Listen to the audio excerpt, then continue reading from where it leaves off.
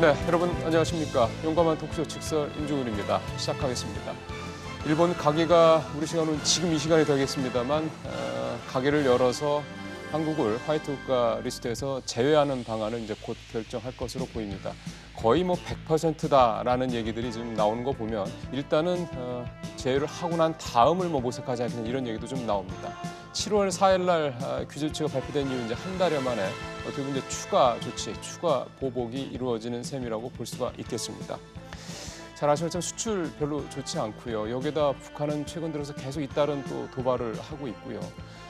미중 무역 갈등 상황 별로 개선되는 것 같지도 않고요. 우리나라를 둘러싼 뭐 경제적, 정치적, 외교적, 심지어는 군사적인 어떤 여러 가지 상황들이 상당히 좀 복잡하게 얽혀서 돌아가고 있는 상황에서 일본이 이렇게 추가 보복 조치에 나설 것이 기정사실화됨에 따라 우리 경제에 받을 여러 가지 영향들은 상당히 좀 걱정스러운 쪽으로 좀 더 무게가 실릴 수밖에 없습니다. 이대로 벼랑 끝 대치로 계속 갈지 아니면 혹시 극적인 또 화해를 할지 기대감도 좀 놓을 수는 없습니다. 문자 100원의 유료 문자로 샵 3698 여러분들 의견 또 받도록 하겠습니다. 중간중간에 물론 자막을 통해서도 볼 수 있겠습니다만 여러분들의 혹시 질문이 있으시다면 오늘 저희가 모신 전문가분들과 같이 논의해보는 시간도 준비를 해보도록 하겠습니다. 위기에 봉착한 한일 이 경제 상황을 살펴보기 위해서 세 분의 전문가 모셨습니다. 제 오른쪽으로 먼저 숙명여대 신세돈 교수 모셨습니다. 어서 오십시오. 네, 교수님. 반갑습니다. 자, 왼쪽으로 양준석 가톨릭대 교수 모셨고요. 어서 오십시오, 교수님. 안녕하세요. 성한경 서울시립대 교수님도 오늘 함께했습니다. 어서 오십시오. 안녕하십니까? 일단은 화이트 국가 배제 문제부터 좀 바로 오늘은 질문을 좀 들어가도록 하겠습니다. 현재 상황으로서는 사실상 뭐 배제가 거의 100%다라는 얘기들을 많이 해서요. 오늘 모신 분들한테 뭐 배제할 거냐 말 거냐라는 질문보다는 바로 좀 들어갔으면 좋겠습니다. 신 교수님, 네. 화이트 국가에서 우리가 배제가 되면 가장 크게 변하는 건 뭡니까? 일단 이제 그 일본의 수출 무역 관리령이라는 행정 명령이 있습니다. 네. 거기에서는 수출하는 물건 중에서 무기로 전용이 가능하거나 무기에 간접적으로 쓰일 수 있는 물건들을 아주 강력하게 통제를 하는 것이 예. 수출 무역 관리 규정입니다. 거기에서는 이제 일반적으로 꼭 규제를 해야 하는 리스트 품목이 있고, 그렇죠. 요런 품목들은 조금 포괄적으로 이게 전쟁 물자에 전용이 될 수 있다라고 예. 하는 그런 품목들이 있거든요. 그래서 개별 규제를 하거나 또는 캐치올 규제라고 해서 이게 개별 품목은 아니지만 무기로 전용될 수 있는 좀 더 광범위한 제품들을 이제 규제하는 것을 캐치올 규제라고 합니다. 요 규제에 관해서 이 나라는 믿을 만한 나라다. 이 나라는 믿을 만한 나라니 이런 경우에는 이런 나라의 경우에는 한 번 허가를 주면 3년 동안은 그냥 쭉 그냥 자동적으로 그냥 허가가 나오는 체제를 화이트 리스트라고 합니다. 거기에서 한국을 빼겠다. 네. 다른 말로 하면 이제는 개별 품목을 허가를 받거나 아니면 캐치올 규제를 받는 그 품목의 경우에는 그 규정대로 네. 규제를 받는 이런 이제 상황으로 떨어지게 되는 거죠. 그러니까 정성적인 쪽으로 본다면은 일본이 우리나라를 너네는 이제 우리가 안보적으로 믿을 만한 나라라고 안 볼 거야라는 의미를 주는 거지만 경제적인 측면에서 봤을 때는 일단은 우리가 뭔가 수입을 할 때 상당히 좀 까다로워진다. 그렇죠. 그렇게 볼 수가 있겠군요. 그럼 이제 이게 당장 뭐 우리가 이게 이제 이를테면 화이트 국가에서 배제한다라는 게 일본이 뭐 앞서 우리 표도 나왔습니다만 불화라든가 에칭가스라든가 이런 뭐 부분들을 너네한테 수출 못해 뭐 안 해 이런 게 아니라 통관이 오래 걸린다 이런 거지 않습니까? 그러니까 지금 현재는 지금 신 교수님이 말씀하신 대로 3년에 한 번씩 포괄적으로 그냥 국가 예. 차원에서 승인하고 그 다음에는 뭐 기업 그 나라의 기업들은 자유롭게 그냥 수입을 할 수 있었는데 지금은 이제는 수입하려면은 수출 허가를 먼저 그 일본 회사가 수출할 수 있다는 허가를 일본한테 물어봐야 되겠죠. 그렇죠. 그러면은 먼저 서류가 늡니다. 서류가 지금 현재 한 3개 정도 가지고 이제 제출하면 되고 그것도 뭐 기본적인 서류인데 이제는 뭐 9가지 서류가 제출되지만 그 서류 그 자체도 문제가 될 수가 있지만은 그렇지만 또 그 서류에 이 물건을 가지고 뭘 할 것이냐 이 물건을 어떻게 처리할 것이냐 이런 것들을 다 나열하고 추적을 해야 된다고 하거든요. 그러니까 그 특히 중소기업 같은 데는 큰 부담이 될 수도 있고요. 네. 그 다음에는 그 허가를 처리하는 기간이 1개월서부터 3개월 걸린다고 하니까 그러니까 그 기업 입장에서는 이게 안전하게 그 물자를 확보하려고 하면은 최소한도 3개월 전에 그렇죠. 신청을 해야 되니까 네. 기업의 융통성이 상당히 없어지고 그 다음에 또 일본 정부가 이걸 승인한다는 보장도 없으니까 예. 그러니까 우리가 요즘 그 글로벌 서플라이 체인을 많이 얘기하는데 글로벌 서플라이 체인이 일본식의 그 just in time 인벤토리를 가지고 운영하는 건데 그런데 이제는 그래서 우리가 수출하는 그 기업들은 절대적으로 우리가 중간재를 많이 수입하기 때문에 예. 수출하기 때문에 그렇기 때문에 예. 절대적으로 시간을 맞춰서 그 예. 부품을 받아야 되는데 우리가 더 이상 그 부품이 그 시간에 양에 맞춰서 품질에 맞춰서 전달할 수가 있다. 이게 상당히 어려워질 수가 있는 거죠. 그러니까 소위 말해서 납기가 예, 납기를 그냥 맞추기가 예. 쉽지 않을 수도 있다 이 말씀이군요. 예, 그렇기 때문에 우리 기업들이 경쟁력이 좀 상당히 없어질 가능성이 좀 있다. 그렇게 예. 보고 있습니다. 알겠습니다. 그래서, 어쨌든 그동안에 일관되게 그러니까 불확실성이라는 거 없이 좀 확실하게 안정적으로 물건을 받아서 그거를 이제 가공을 해서 수출을 하거나 또는 중간재 수출하든 뭐 최종재 수출하든 이런 과정들에 이제 큰 변화가 생길 수밖에 없다라는 건 분명한 것 같고요. 송 교수님, 그러면 이런 상황에서 우리 기업들이 예를 들어서 뭐 재고를 뭐 어느 정도 확보한다든가 이런 부분들을 좀 충분히 준비를 좀 했다고 볼 수 있을까요? 지금 한 달 정도 시간이 걸렸는데. 예, 알려져 있기로는 우리 기업들이 한 두 달 반 정도의 재고를 가지고 있다고는 두달 반. 알려져 있습니다. 그래서 지금 세 가지 품목에 대해서 한 부분에 대해서는 어느 정도는 뭐 버틸 수 있는 상황인 것 같습니다만은 네. 이제 화이트리스트가 된다 그러면 그 정도의 상황이 아니기 때문에 아마 상당한 어려움이 생길 가능성은 좀 있을 것으로 보입니다. 예를 들어서 지금 우리 양 교수님 말씀하셨지만 3개월 정도 걸린다.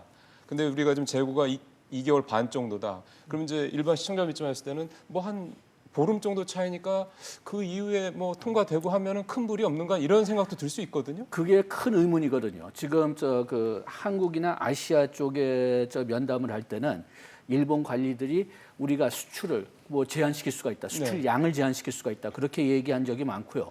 거기에 비해서 미국이나 그 유럽의 그 기자들한테 면담한다면은 그러면 우리가 왜 민간인들한테 수출하는 물건들을 막겠느냐 이런 식으로 답을 했기 때문에 지금 어느 쪽으로 갈릴지가 지금 잘 확실하지가 않습니다. 알겠습니다. 그래가지고서 만약 그 일본이 그냥 서류만 받고 그대로 그냥 양을 처리해 준다면은 그러면은 의외로 피해가 크지 않을 수도 있어요. 예. 그렇지만은 만약 그 수출량을 제한한다면은 그러면은 우리나라에 좀 큰 근데 파괴가 올 수가 있는 거죠. 포인트가 이 지금 수출 관리의 네. 허가를 주는 주체가 경제산업청이거든요. 일본 경제산업청. 그렇습니다. 그러니까 일본 경제산업청이 지금 이런 조치를 끄집어낸 근본 동기가 있는데 그런 동기의 관점에서 보면 네.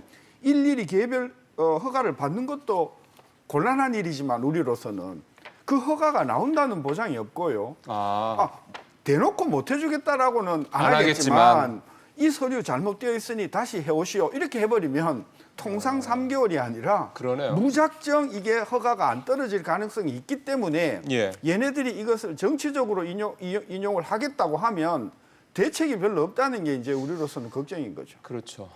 사실은 이게 뭐 일본이 지난 작년 10월 대법원 판결 때문에 이제 그때부터 준비했다라고 보는 시각은 별로 없습니다. 이미 몇 년 전부터 준비했다라고 하는 사람들이 상당히 좀 많은 걸 보면 상당히 치밀하고 꼼꼼하게 준비했다라는 건 부인할 수가 없는 사실이고 그래서 이제 화이트 국가에서 배제하는 문제가 기정사실화라고 좀 저희가 전망하는 것도 좀 그런 이유가 좀 되는 건데요.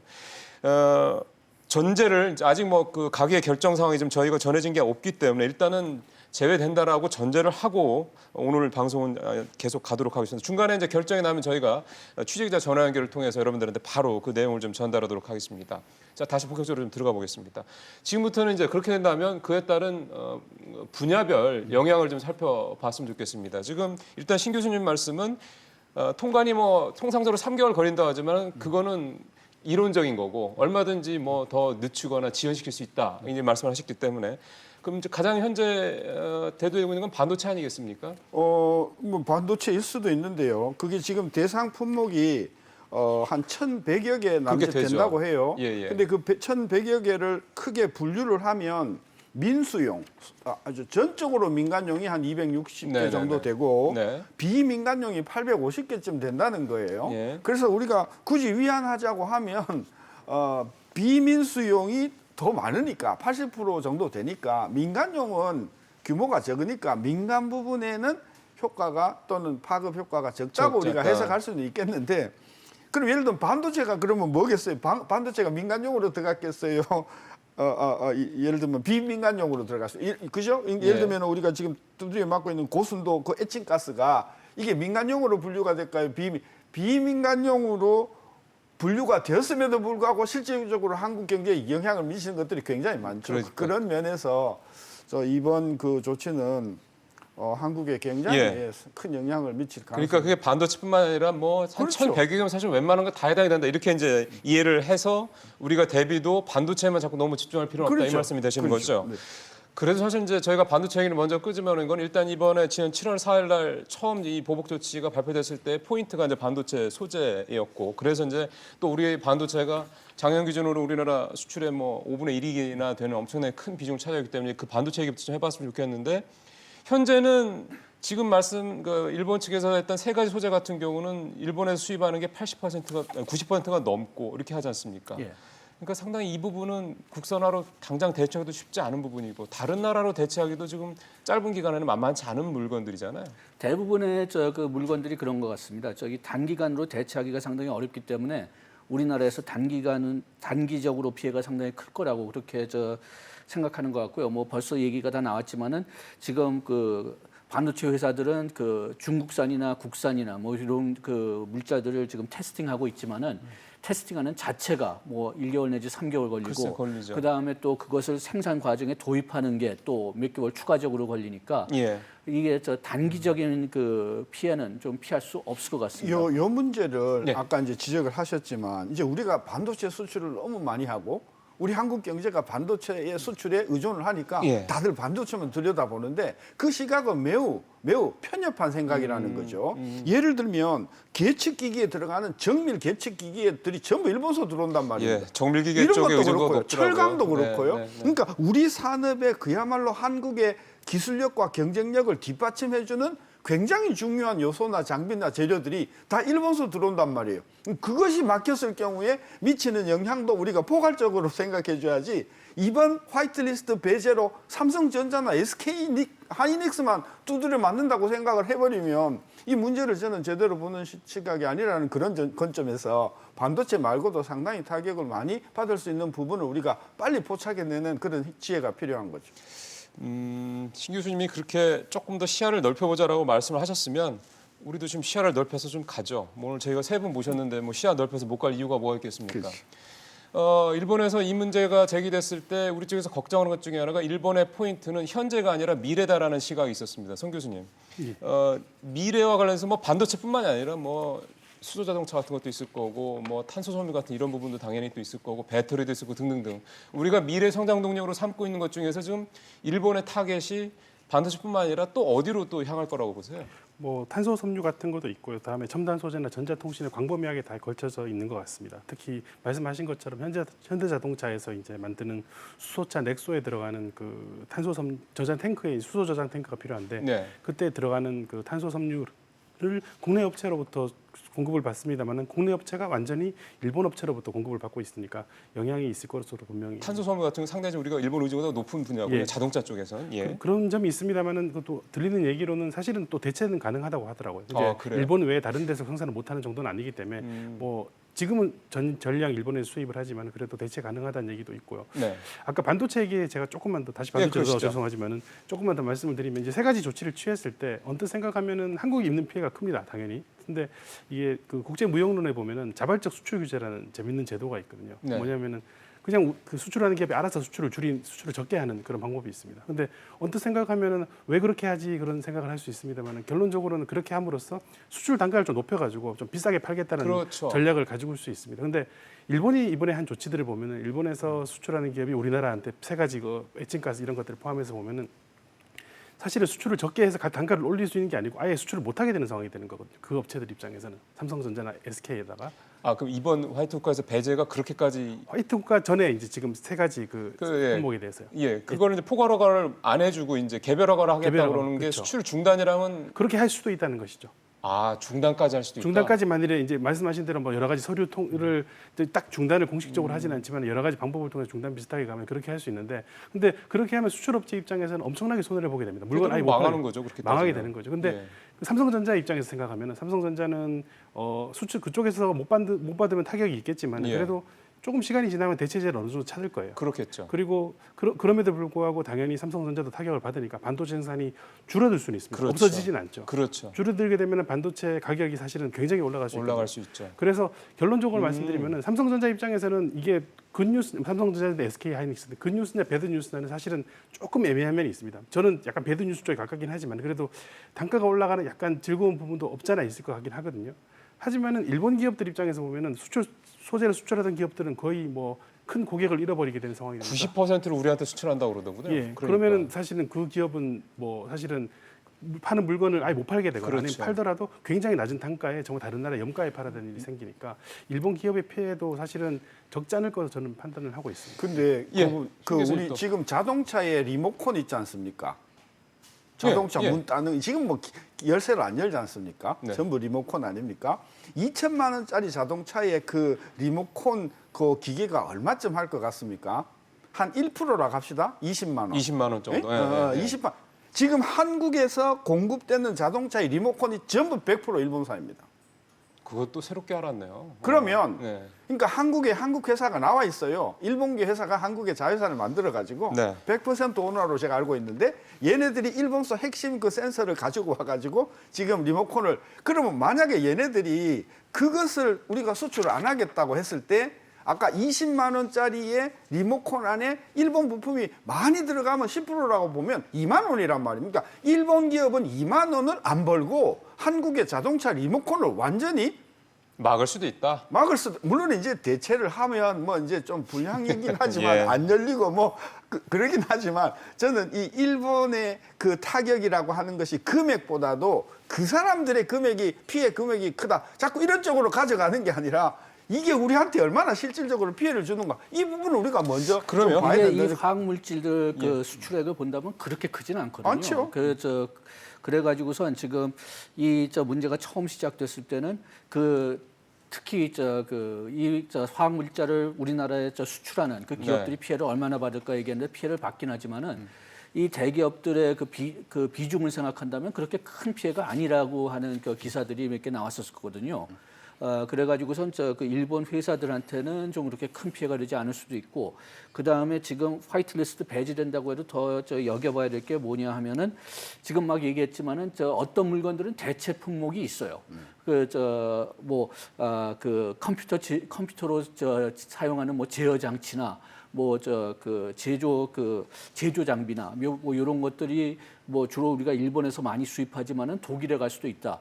그러면은 일본이 여기에 대해서 화이트리스트를 엄격하게 적용할 거냐, 아니면은 느슨하게 적용해 가지고선 다른 나라에 못 가게 해서 일본에서만 가질 수가 있는 일본력의 독점력이 센 품목만 조절할 건가? 이것도 일단 좀 봐야 될 것 같습니다. 예, 지금 양 교수님 말씀하신 거에 좀 속보가 떴습니다. 결국 예상대로 우리를 백색 국가에서 화이트 국가 리스트에서 제외를 했습니다. 이제 지금부터는 이제 제외된 사실을 가지고 좀 더 얘기를 좀 이어가도록 하겠습니다. 사실은 이번 건은 다 피해가 있죠. 예. 한일 두 나라만 피해가 있는 게 아니라 글로벌하게 예를 들어서 반도체만 놓고 반도체를 쓰는 나라들은 다 피해가 생길 수도 있다라는 겁니다. 뭐 내가 생산하든 생산하지 않든 물건값이 올라가면 그걸 받아서 뭐 이를테면 애플이나 이런 데는 당연히 물건값이 더 반영을 안 할 수가 없을 테니 그렇다면 이제 결국은 뭐 다 죽자라는 얘기냐 뭐 이렇게 보는 시각도 있겠습니다만 그렇게 뭐 막가는 식으로 볼 문제는 분명히 아닌 것 같고요. 반도체 얘기를 좀 이제 마저 하고 있는데 아까 우리 신 교수님께서 말씀하신 게 정밀기계 같은 경우도 사실은 우리가 일본의 의존도가 뭐 상당히 좀 높고요. 정밀기계뿐만 아니라 좀 몇 가지 데이터를 저도 좀 갖고 있습니다만 일반 기계 같은 경우도 그렇고요. 화학 물질, 화학 제품도 그렇고요. 뭐 심지어는 고무 플라스틱 제품 같은 경우도 일본의 의존도가 뭐 절반 가까이 될 정도니까 사실은 어떻게 보면 우리나라의 이 어떤 경제 구조라고 그럴까요? 이게 일본이라는 특정 국가에 대한 의존도가 너무 높은 게 아니라는 점을 우리가 이번 일을 통해서 확인한 건 아니야 이런 생각도 듭니다. 아니 그러니까 이번 일로 우리 국민들이 늦게 확인한 거예요. 우리 이 산업을 들여다보는 분들은 이미 한 20년 전서부터 이런 예. 식으로 가면 정말 헤어나지 못한다는 이야기를 많이 했단 말이에요. 제가 지금 지적하고 싶은 것은 자꾸 반도체에만 포커스를 줘가지고 네. 반도체만 망가지는 게 아니다. 지금 타이어 만드는 데 들어가는 핵심 화학 원료들도 일본서 들어오고 네. 반도체 만드는 데 들어가는 웨이퍼도 일본서 다 들어오고 예. 아까도 이야기 하여튼 우리나라 지금 몰라서 그러지 일본 제품이 없으면은 정말 이 유지가 되지 않는 품목이 많다. 저는 그런 시각에서 이 무슨 말씀인지 대책을 알겠습니다. 해야지. 반도체만 그리고 반도체 공급이 안 되면 우리만 피해받아 미국도 피해받아 일본도 피해받아 그러니까 그건 저 씨가 먹히지 않는 논리다. 저는 그래 봐서 예. 이번에 피해는 반도체만 국한되는 것이 아니고 고무 무슨 반도체 말씀인지 알겠습니다. 철강 예. 뭐 대부분이 예. 다 지금 우리가 발목이 아주 잡혀 있는 그런 그 상황이라는 것을 좀 직시할 필요가 있다고 봐요. 예, 지금 신 교수님 말씀하신 동안 표로 지금 현재 주시장 상황도 전해지고 있습니다만 좋지 않죠. 1% 넘게 좀 하락했고 장중에 1990선까지 붕괴가 됐으니까 2000선이 붕괴가 될 정도니까 시장에서 받는 충격도 예상은 했었음에도 불구하고 상당히 좀 크게 현장에서는 좀 받아들여지고 있습니다. 물론 뭐 2000선이라는 게 무슨 대단한 의미가 있는 선은 아니다라고 하지만 심리적인 지지선이었는데 이게 좀 무너졌기 때문에요. 지금 취재기자 전화 연결이 좀 돼 있어서 취재기자로부터 좀 얘기를 좀 더 자세히 들어보고 계속해서 좀 토론을 이어가도록 하겠습니다. 정윤영 기자가 좀 전화로 연결됐습니다. 정윤영 기자 전해 주십시오. 네, 일본 정부는 방금 우리나라의 국무회의격인 가기에서 우리나라를 화이트리스트에서 배제하는 수출무역 관리령 개정안을 처리했습니다. 이로써 우리나라는 전략물자 수출 간소화 혜택을 주는 27개국 일본의 화이트리스트 목록에서 한국이 제외됐습니다. 향후 경제산업상과 아베 총리의 서명을 거쳐 일왕이 이를 공포하면 공포 시점으로부터 21일 뒤 시행에 들어갑니다. 앞서 일본 정부는 지난달 1일 한국에 대한 반도체 디스플레이 소재 수출 규제 조치 발표와 함께 한국을 화이트리스트에서 제외하는 법령 개정안을 고시했습니다. 법령 개정안에 대한 의견을 지난달 24일까지 받았는데 4만 건 이상이 접수됐으며 대부분 찬성 의견으로 보였다는 언론 보도가 있었습니다. 가장 걱정스러운 건 이렇게 화이트 국가 리스트에서 배제가 되면 우리 산업에 어떤 영향을 미치느냐 이거 아니겠습니까? 네, 그렇습니다. 화이트리스트에서 배제되면 첨단 소재 등 1,100여 개 이상의 일본산 제품을 수입하기가 까다로워집니다. 우리 기업은 수입을 위해 각종 서류를 제출해야 하고 이를 다 갖춰도 일본 정부가 수출을 허가해주지 않을 가능성이 있습니다. 구체적으로는 반도체 공정에 꼭 필요한 실리콘 웨이퍼 같은 소재나 반도체를 생산하는 각종 기기들이 있습니다. 또 2차 전지 배터리와 수차 등도 영향을 받을 것으로 보입니다. SBS CNBC 정윤영입니다.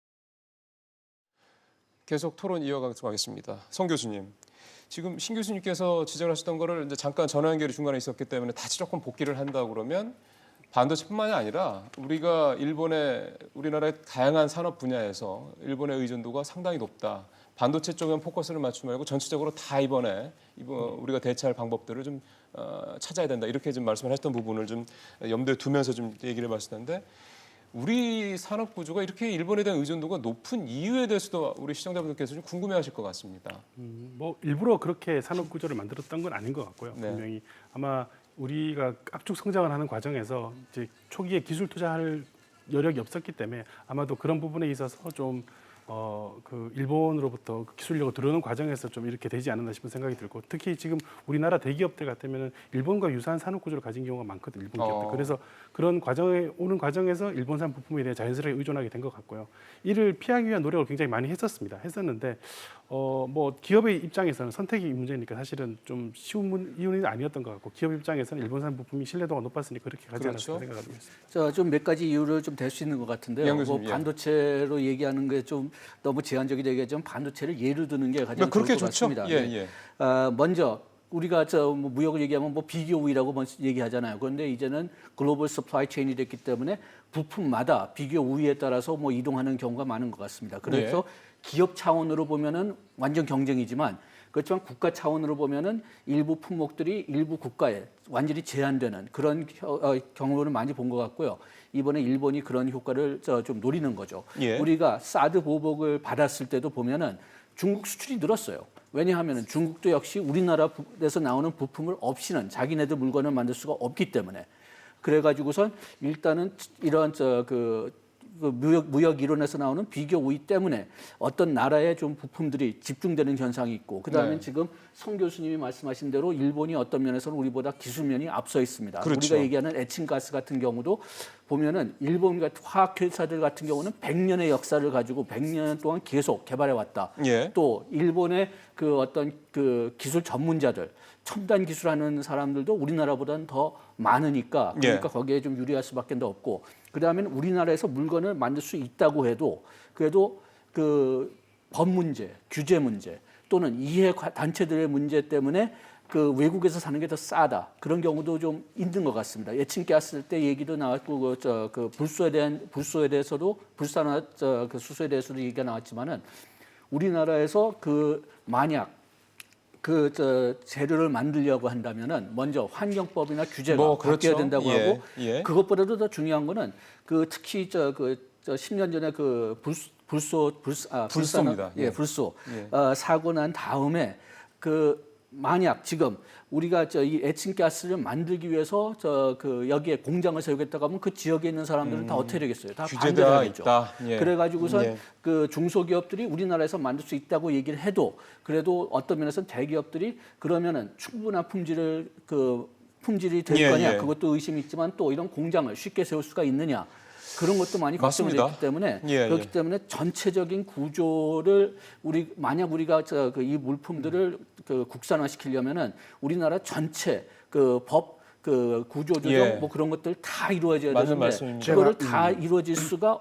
없을 거거든요. 그러니까 일부 부품들은 해외에 의존할 수밖에 없을 거니까 장기적으로는 우리가 대체할 수 있는 건 대체해야 되겠지만은 또 외교 관계를 우리가 중요한 국가들하고는 외교 관계를 좀 그 잘 유지하는 그런 전략도 있어야 되겠죠. 대책 얘기는 이따 우리 좀 양 교수님 말씀을 해주셨는데 대책 얘기는 우리가 또 뒷부분에 가서 한 번 더 집중적으로 얘기를 해보죠. 신 교수님부터 하실 말씀 있으시죠? 왜 우리가 이런 그 일본에 기술적으로 종속하게 되었는가 지금 그걸 우리가 이야기하고 있지 않습니까? 네.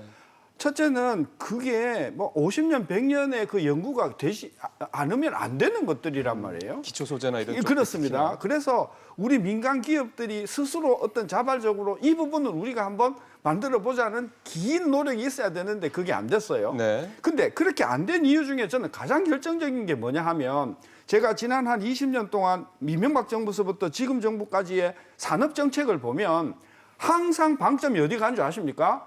신산업. 신성장 동력을 만들어야 신성장 된다. 동력. 예, 그런데 네. 지금 우리가 터지는 곳이 전부 어디냐면 아까 기존 제조업이죠, 기계, 뭐. 예. 철강, 소재 다 기존 전통 산업의 뿌리를 내리는 것은 생각도 안 하고 네. 맨날 구름 잡는 맞습니다. 벤처만 해왔지 않았습니까? 그래서 우리 많은 경제학자들이 벤처도 중요하지만 80%는 기존 제조업, 기존 산업이 경쟁력을 가질 수 있도록 지원을 해줘라. 그렇게 이야기하지 못한 정부의 책임이 굉장히 커요. 맞습니다. 그리고 사실은 또 한 가지 좀 말씀드린다면은 저희 예. 그 우리가 지금도 지금 정책에 조금 좀 그 아쉬운 점인데 우리가 R&D는 지금 돈을 많이 준다고 많이 해요. 쓰죠. 그렇지만 중요한 것은 R&D를 해도 이걸 상업화시키는 문제인데 상업화는 의외로 우리나라가 굉장히 어렵습니다. 예. 아까 얘기했던 법 규제 문제 때문에 어렵기도 하지만 이해 단체들 그 관계 때문에 이게 그 상당히 어렵기 때문에 지금 우리가 이런 대체품을 개발할 수 있다고 네. 해도 이걸 상업화시킬 수 있느냐 이거는 큰 의문입니다. 그게 다 여러 가지 구조적인 문제들입니다. 이 부분은 사실은 저희가 이따 결론 부분에 가서 어떤 식으로 대응해야 되냐 부분에 가서는 다시 좀 말씀을 좀 더 정리해서 들어볼 필요가 있습니다. 지금 취재 기자 전화가 연결이 돼 있어서요. 이 얘기 듣고 다시 토론 이어가도록 하겠습니다.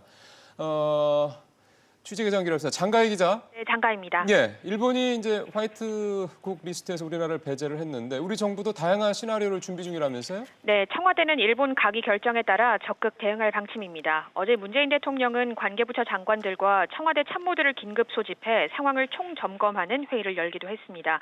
청와대는 오늘 한미일 외교장관 회담이 있는 만큼 막판까지 외교적 해결 가능성을 열어놨지만 현재 우리나라가 화이트리스트에서 유일하게 제외되는 첫 국가가 되면서 강경 대응 대책을 마련 중입니다. 네, 문 대통령이 임시국회를 열어서 일본을 겨냥한 메시지도 준비하고 있다는 소식도 있던데요. 네, 청와대는 문재인 대통령 주재로 임시 국무회의를 개최하는 방안을 검토 중입니다. 이 자리에서 문 대통령이 대일 메시지를 내놓을지에도 관심이 주목되고 있습니다. 문 대통령이 대국민 담화를 따로 발표할 수 있다는 관측도 나오고 있습니다. 모레인 일요일에는 고위 당정청 회의가 열리는데요. 일본의 추가 보복에 대한 종합 대책이 발표될 것으로 보입니다. 그동안 일본에 의존했던 소재와 부품의 국산화를 촉진하기 위한 정책과 예산, 지원 방안 등이 논의될 것으로 보입니다. SBS CNBC 장가입니다. 예, 지금까지 특히 최근 한 10여 년, 3, 4년 사이에 우리나라의 산업 정책이 신성장 동력을 찾는 데 골몰하다가 결국은 기존의 전통 우리 제조업에 대한 어떤 성장이나 이런 부분들은 좀 제대로 챙기지 못했다라는 부분까지 저희가 얘기를 좀 하고 있습니다. 근데 사실은 조금 더 성 교수님한테 이건 좀 여쭤보겠습니다.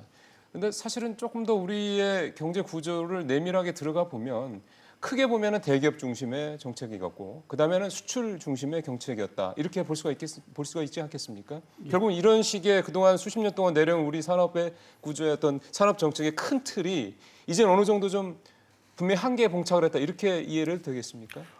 아무래도 우리나라가 수출을 해서 이제 성장을 한 나라이고 그리고 지금도 여전히 수출 대외 의존도가 80%가 넘기 때문에 전 세계에서 보면 한 두 번째 정도로 대외 의존도가 높은 나라입니다. 그렇죠. 그래서 뭐 산업 구조가 이렇게 계속 가는 것은 문제가 있는 것 같고 내수 중심의 국가로 바뀌는 건 맞는 것 같습니다만은 그런 선택 자체를 이렇게 인위적으로 정부가 하는 것보다는 자연적으로 이렇게 선택이 될 수 있도록 이렇게 끌고 가는 모습이 좋은 것 같긴 바랍니다. 민간이 주도를 해서 끌고 간다는 그렇죠. 말씀인 거죠? 그래서 뭐 예를 들어서 뭐 부품 국산화를 소재 하는 국산화 같은 국산화도 거죠. 필요한 부분입니다만은 국산화된 부품을 무조건 쓰라고 정부에서 이렇게 강요할 수는 없는 것이고요. 당연히 하지만은 기초과학 같은데 뭐 투자를 해서 우리나라 기술 수준이 올라가서 우리 뭐 기업들 입장에서도 국산화된 부품을 쓰는데 전혀 스스럼이 없을 정도로 그렇죠. 상황을 만드는 게 저는 정부 역할인 것 같고요. 일부러 막 산업 구조를 바꾸기 위한 노력을 하기 위해서 일부러 뭐 대외 활동을 좀 이렇게 억제한다든지 이렇게 하는 건 예. 바람직하지 않은 것 같습니다. 며칠은 좀 더 됐죠.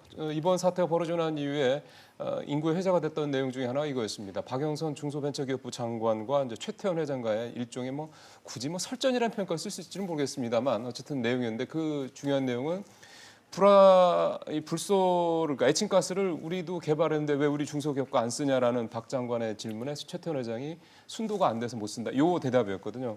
근데 이 짧은 서로 간의 이 대화가 주는 시사점이 상당히 좀 크다는 생각이 듭니다. 그러니까 어떻게 보면은 우리가 대체를 할 수 있는 능력이 없다라는 게 아니라 있음에도 불구하고 현재로서는 쓸 수가 없다라는 거지 않습니까? 이 부분은 뭔가 우리가 어떻게 보면은 희망이 될 수도 있고 상당히 좀 어두운 먹구름이 될 수도 있다는 생각 들거든요. 뭐 기업들이 추진하는 것은 뭐 이윤 극대화니까 그러니까 우리나라에서 물자를 만들 수 있다고 해도 그래도 다른 나라에서부터 더 품질이 고르고 예. 그 다음에 더 싸게 구입할 수 있다면 그쪽으로 가겠죠. 그런데 우리가 지금까지 좀 신경을 안 썼던 게 우리나라뿐만이 아니라 다른 나라들도 마찬가지인 것 같습니다만 지금 얘기했던 것처럼 우리가 기업 차원에서만 경쟁을 생각했지 국가 차원에서는 보지 않은 것 같단 말이에요. 예. 그래가지고선 우리가 뭐 일본에서도 뭐 이런 물자를 뭐 3-4개 회사에서 받을 수가 있으니까 우리가 물자 조달할 때는 뭐 그렇게 큰 문제가 없을 거다. 그런데 국가가 이걸 차단할 수 있다는 것은 그렇게 생각을 못한 거죠. 예. 그래가지고선 우리가 어떤 면에서는 뭐 3-4회사 일본 회사지만은 3-4회사에서 구할 수 있으니까 왜 굳이 우리가 비싼 한국 회사에서 그걸 구해야 되느냐 예. 그런 생각을 좀 가진 것 같은데 기업 입장에서 했을 때는요. 예. 지금은 조금 생각이 좀 달라진 것 같습니다. 우리나라뿐만이 아니라 미중 무역 전쟁 때문에 이제는 생산 기지를 기업 차원에서 다변화시키는 것뿐만이 아니라 국가 차원에서도 다변화시켜야 되겠다 그런 생각들이 지금 전 세계 기업들한테 지금 미치고 있는 것 같아요. 알겠습니다. 그래가지고선 미국 회사들도 지금 생산 기지를 중국서부터 다변화시키고 있죠. 예. 이제 결국 이제 저희가 이 얘기를 두루두루 하는 거는 이게 우리 경제에 미칠 영향을 듣고자 하는 바거든요. 이건 우리 신 교수님부터 좀 말씀을 좀 들어볼게요. 네. 뭐 다양한 분야에 영향이 미치겠다. 그리고 이제 아까 교수님 말씀한 대로 좀 입체적으로 좀 이렇게 좀 폭넓게 봐야 된다는 말씀하셨기 때문에 우리 경제에 미칠 영향 중에서 교수님께서 제일 우려하시는 부분은 뭡니까? 전반적인 특히 제조업 쪽에서의 심각한 생산 차질이 우려된다는 거죠. 생산 차질이. 네. 예. 그러니까 공장은 계속 돌아가야 하는데 요 부품이 없어서 10,000원짜리 재료 부품이 없어서 1,000만 원을 생산을 못하는 이런 현상들이 많이 일어날 것이라고 예. 저는 보는 것이고요. 네. 그래서 제가 정부가 너무 반도체만 대기업만 자꾸 예. 하는 것이 그렇죠. 지금 그래서 제가 만약에 대통령 경제수석이었다고 하면 10시 아까 20분경에 나왔을 때 뭐 당정청 회의를 해서 대책을 발표하겠다 이러면 안 되죠. 내놔야죠.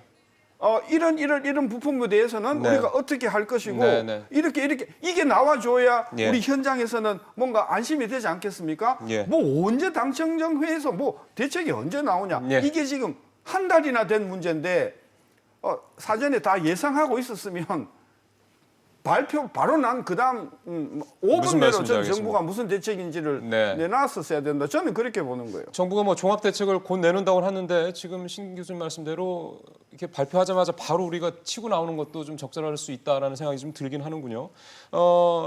이거 우리 송 교수님한테 여쭤보죠. 어떤 면에서 우리 경제에 있어서 좀 가장 그 영향이 좀 부정적으로 미칠 거라고 보세요? 예, 제가 전에 장기적인 관점에서 모형을 통해서 분석을 해본 적이 있습니다. 해본 적이 네. 있는데 해보면은 말씀하셨던 것처럼 이제 전반적으로 악영향을 주게 되고 그게 단순히 뭐 우리가 생각하는 제조업의 일부 산업에 국한되는 건 아니고 전반적인 산업 전체에 부정적인 영향을 주긴 합니다. 그게 우리나라의 문제점이고 예. 그럼 일본은 영향도 없느냐? 그럼 일본의 영향은 재밌게 해당되는 산업에 굉장히 타격을 주게 됩니다. 일본은. 예를 들어서 반도체는 반도체 이런 반도체 식으로. 쪽이죠. 그래서 반도체 쪽이나 아니면 기계 산업. 일본이 직접 수출 규제를 함으로써 스스로 생산량을 줄였던 그런 부분에서 타격이 가게 되고 당연히 우리나라에 부정적인 영향을 주는 건 말씀하신 거와 거의 유사한 얘기고요.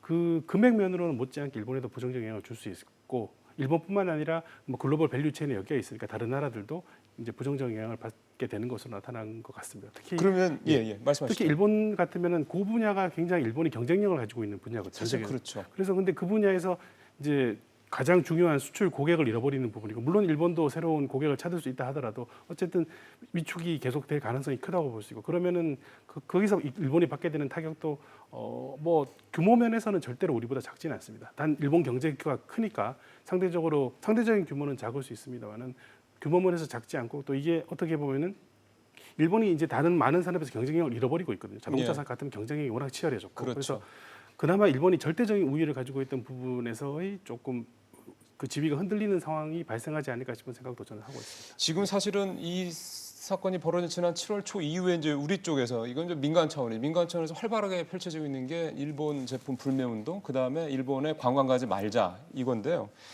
데이터를 좀 제가 찾아보니까 작년에 우리가 일본을 찾아간 관광객이 우리나라 사람이 753만 명입니다. 그리고 돈을 우리가 뭐 유학까지 해가지고 한 6조 원 정도를 썼고요. 여기서 이제 경상수지 적자가 여기서 이제 그 여행수지 적자가 한 4조 정도 나더라고요. 올해도 현재 5월 달까지 통계가 325만 명입니다. 작년보다 한 5% 가까이 줄긴 했는데 어쨌든 올해도 벌써 300만 명이 넘는 우리 한국 사람들이 이제 일본을 여행을 했는데 일각에서는 이런 불매 운동, 그다음에 일본에 관광을 안 가는 거 등등등 이게 일본 경제에 또 타격을 우리나라에 줄 수 있는 민간 차원에 줄 수 있는 부분이다 이런 얘기도 나오는데 어떻게 보세요? 글쎄요, 뭐 지금 금액으로 본다면은 지금 작년에 우리가 한 54억 달러를 썼다고 나와 있는데 이게 일본 경제의 GDP 한 0.1%입니다. 그렇죠. 그렇게 되니까 뭐 이게 뭐 큰 피해라고 보기는 규모 면에서는 규모 면에는 좀 어려울 것 같은데 지금 우리가 이걸 전략적으로 뭐 사용한다고 본다면은 금액 면으로는 좀 터무니없지만은. 그렇지만은 그 일부 도시들이 집중적으로 타격을 받고 있단 말이에요. 지방의 중소도시들이. 그렇게 되니까 그쪽으로 통해서 영향력이 좀 생기지 않을까 좀 그런 생각은 들지만은 그렇지만은 금액 차원으로 본다면은 뭐 그렇게 큰 영향을 미칠 숫자는 아닙니다. 아베의 지역구가 시모노세키라는 데더군요. 거기도 우리나라 사람들이 또 여행을 많이 가는 지역에서 뭐 그쪽에서도 조금 여러 가지로 굉장히 입이 뭐 많이 이렇게 좀 볼멘 소리들을 하고 있다 그런 얘기들은 들렸습니다 기사로. 일본에 미칠 영향은 지금 송 교수님 말씀대로라면 만만치 않을 것이다. 일본의 한 전문가가 그런 얘기를 했더군요. 5년 내 이런 식으로 가면 일본의 반도체 산업이 문을 닫을 수도 있다. 그리고 우리 한국 기업들이 일본의 이 제품들에 대한 그러니까 부품 소재 쪽에 대해서는 1년 정도 안에 대체를 할 것이다. 이런 식의 전망을 한 그런 기사도 지금 봤었는데 왜 신 교수님 뭐 말씀하실 거 있으시면. 진짜 일본에 타격을 주고 싶으세요? 진짜? 저한테 물어보시면 그러니까. 글쎄요. 자꾸 우리가 뭐 예를 들어서 일본 안 가고는 저는 국민 자유라고 생각합니다. 그럼요. 그 뭐 숫자를 가지고 얼마 썼다고 뭐 그래서 일본 사람들이 뭐 관광이 안 들어와가지고 아우성을 한다고 그게 중요한 게 아니고요. 진짜 일본에 타격을 주고 싶으면요. 우리가 일본에 수출한 휘발유 그냥 수출 중단하세요. 우리 석유화학 쪽에서 네, 일본에 그러니까 지금 제가 보여드릴게요. 네. 우리가 일본에 수출하는 석유 제품이 그러니까 상품 분류번호로 25서부터 29까지 합해서 가요. 79억이고요. 일본서 들어오는 게 64억입니다. 우리가 요 석유 제품에 있어서는 그 중에 상당 부분이 저는 휘발유, 그다음에 경유, 가공된 정제된 정제유라고 그라고 봅니다. 예. 그러니까 이거 그냥 수출을 중단하면 일단은 일본으로서는 굉장히 큰 타격이 될 가능성이 저는 있다고 봐요. 그거는 딴 데서 대체할 수 없는 거예요? 대체할 수 있죠. 예. 그러니까 그나마 우리가 할 수 있는 것은 제가 통계를 보니까 담배 수출하지 마세요, 그러면. 예. 지금요, 우리가 일본에서 담배가 약 400만 불어치 수입하는데요. 이거 안 피우겠다 그러는데, 우리가 지금 담배를 위해서 지금 그러니까 상품 예. 분류번호 24번에서 예, 예. 담배 등등에서 수출하는 금액이 3억이거든요. 예, 예. 그럼 훨씬 더 일본 사람들한테 국산 담배를 그래서 자꾸 일본의 피해가 얼마냐 뭐 이게 크니까 그러면 피해가 크면 그 사람들이 그럼 암에 쫓아가 가지고 이거 물리라고 할 것 같습니까? 저는 중요한 것은 우리의 피해를 극소화시키고 네. 우리의 피해를 빨리 회복시키는 방법에 궁역이 모아져야 되는데 맞습니다. 예. 언론이 계속해서 뭐 일본이 그런 이야기는 진짜 시간 낭비라고 보고요. 괜히 우리 국민들한테 논점을 흘리는 것이다. 저는 그렇게 봐요. 그렇습니다. 지금 뭐 이제 사실은 저희가 오늘 이렇게 세 분 모시고 얘기를 하는 것도 그래서 좀 어떻게 하자는 거냐 이거에 대한 답을 우리 시청자분들 국민들한테 드리자고 모인 거 아니겠습니까? 지금부터 아예 그 얘기를 좀 바로 했으면 좋겠습니다. 첫 번째는 직접적으로 우리한테 대책이 될 수 있는 부분이지는 않을 수 있겠지만은 이번 사태를 보는 시각 중에 하나는 뭐냐면 일본이 정말로 잘못했다라고 보는 그 해외 쪽 시각입니다. 글로벌 서플라이 체인을 일본이 이제 교란을 하고 이거를 이제 망치는 거다. 그래서 이게 한국과 일본에만 피해가 아니라 전 세계 다 피해를 주는 거다. 이렇게 보는 시각이 있거든요.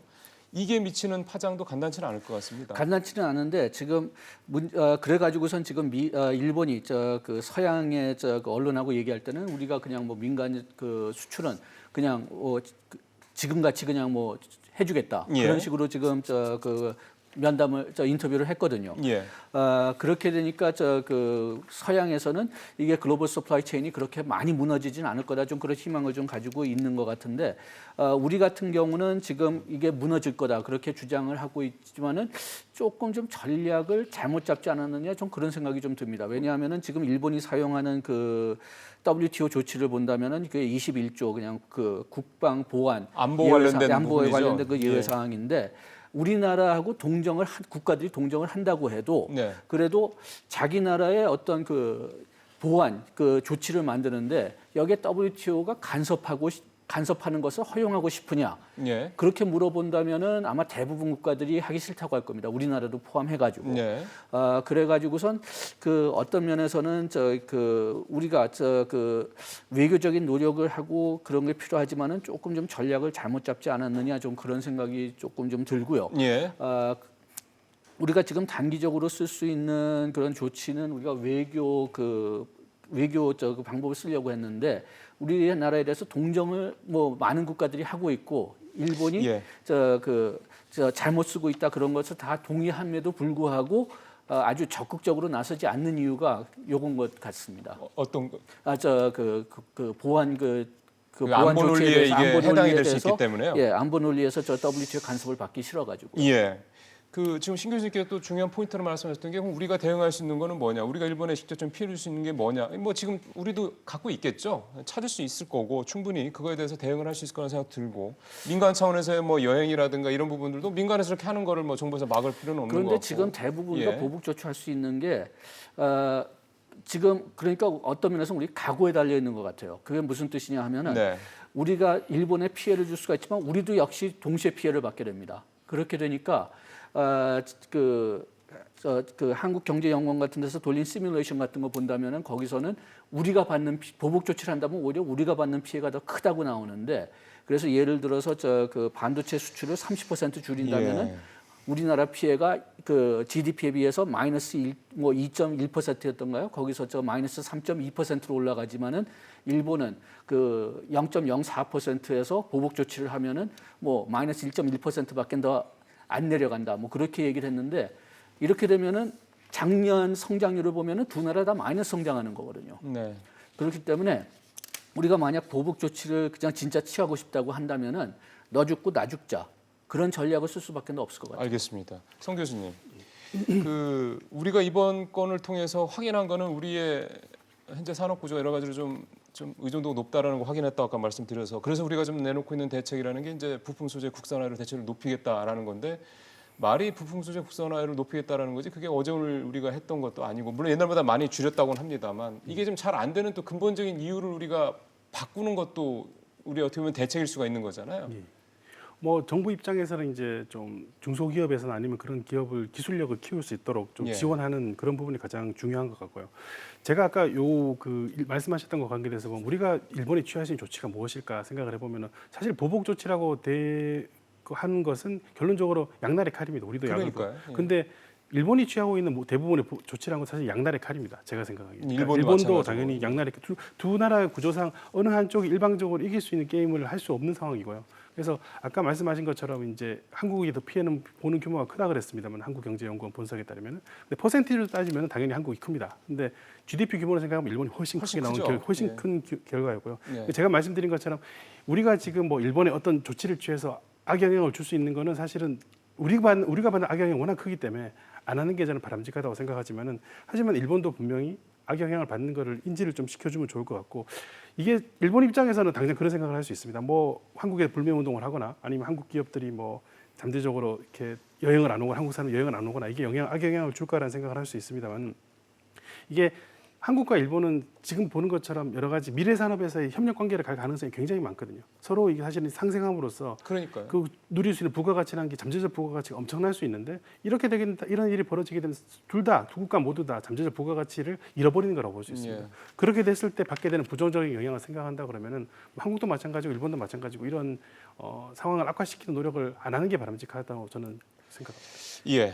지금 저희가 한 3, 4분 정도가 남았기 때문에 이제 구체적으로 우리가 어떤 식으로 이번 일을 우리한테 교훈으로 삼아서 대책을 만들어가야 되는 얘기를 좀 집중을 좀 해봤으면 좋겠습니다. 신 교수님부터 좀 먼저 좀 어떻게 좀 우리가 이 부분을 좀 7월 만들어가야 1일 될까요? 날 7월 1일 날 맞죠? 7월 1일 날 이제 그 경제산업성에서 발표를 하고 이제 뭐 모든 언론이 그 문제를 지목하기 시작했는데요.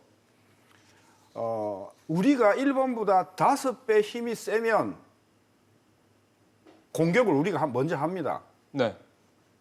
2배 정도 세면 우리 군사를 반으로 나눠서 네.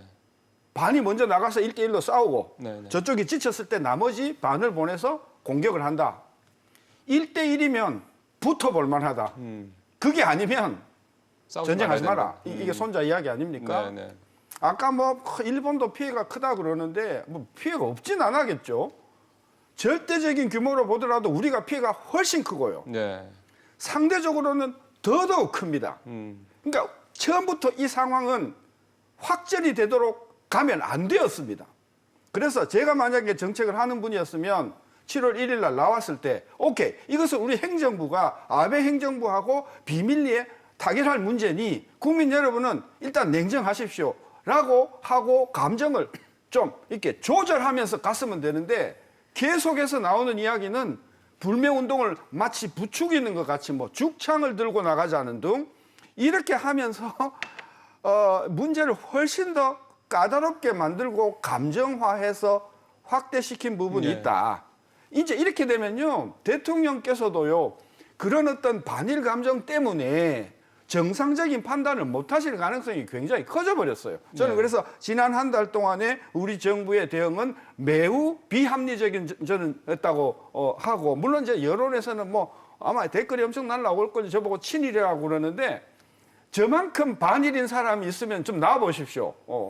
저는 그런 관점에서 제가 이 반일 교육을 중고등학교에서부터 받았고 제가 최근에 지방신문에 그걸 쓴 적도 있지만은 제가 친일이라서 그런 게 아니라 정말 한국에 특히 어려운 제조업에 있는 계신 분들이 더 어려워서 쓰러지기 일보 직전에 가는 그런 분들을 생각한다고 하면 이 문제는 조금 우리가 얼굴을 붉히더라도 네. 피해를 최소화하는 쪽으로 마무리를 하고 예. 나가는 것이 전 좋았다는 관점에서 예.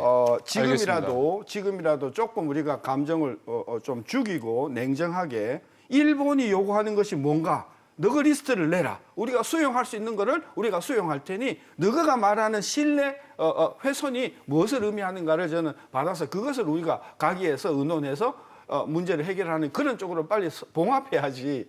뭐 일본의 피해가 얼마고 뭐 관광객이 일본이 저는 그 문제는 전혀 해결되지 않고 일본 사람들은 야 너가 정말 너 문제 핵심을 모른다. 저는 그렇게 생각이 그러면은 봉합으로 이제 교수님은 갔으면 한다는 말씀이신 거죠? 이번 기회를 통해서 뭔가 우리가 어떤 구조적인 부분에 있어서 뭐 일본이 요구하는 것, 예. 일본이 요구하는 것을 리스트를 내라. 그리고 그 리스트에 대해서 한국 가기가 의논을 하고 받아들여 줄 수 있는 것을 받아들이고 네. 도저히 못 받아들이겠다. 이거는 정말 어렵다. 그러니 세컨 리스트를 내라. 그래서 세컨 리스트를 받아서 네네. 보고 오케이 그럼 우리가 이렇게 해서 문제를 봉합을 가기 쪽에서 해줘야지.